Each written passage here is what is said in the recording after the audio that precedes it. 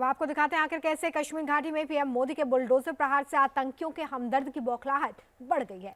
कश्मीर के फिलिस्तीन वाली साजिश रचकर कश्मीर के अमन चैन को बिगाड़ने की कोशिश की जा रही है। आखिर क्या है महबूबा मुफ्ती की फिलिस्तीन वाली साजिश, इस रिपोर्ट में देखिए।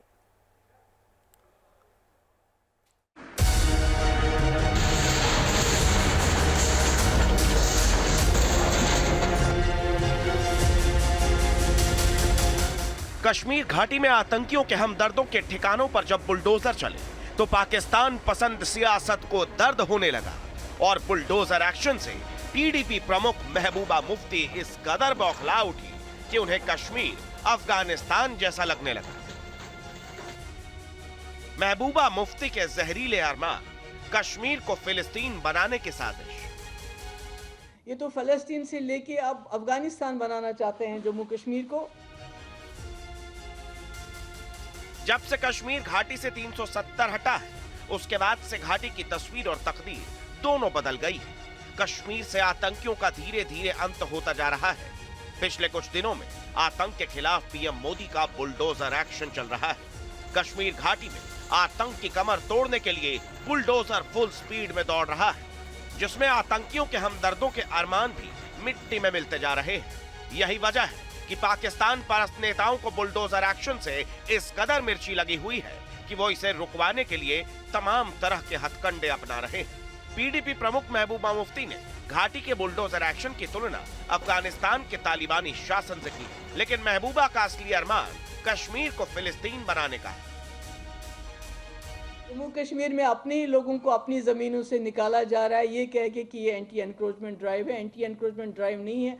पहले तो हम सोचते थे कि जो इसराइल करता है फलस्तीन के साथ, शायद बीजेपी ने वहीं से सबक सीखा है। अब तो लगता है वो भी नहीं है, तो उससे भी आगे चला गया है। ये तो फलस्तीन से लेके अब अफगानिस्तान बनाना चाहते हैं जम्मू कश्मीर को।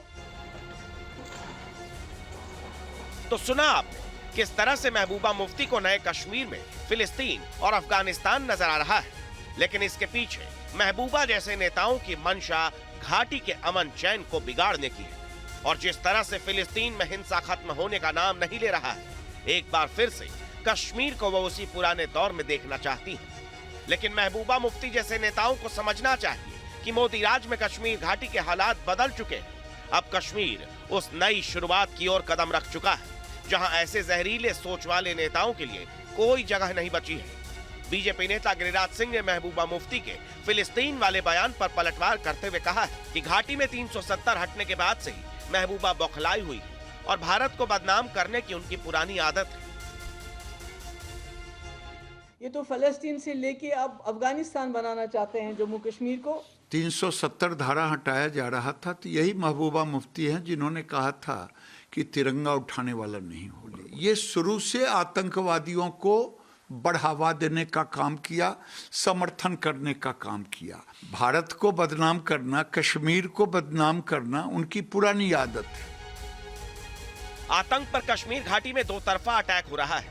एक तरफ कश्मीर को लहूलुहान करने वाले दहशतगर्दों का ऑपरेशन ऑल आउट के जरिए सफाया किया जा रहा है, साथ ही पाकिस्तानी टूल किट के मोहरों के अवैध ठिकानों को जमींदोज किया जा रहा है।